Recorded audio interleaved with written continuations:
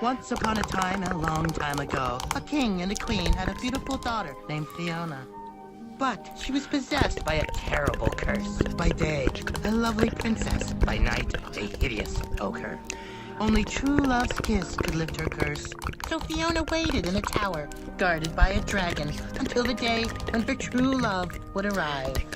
But as the days turned into years, the king and queen were forced to resort to more desperate measures.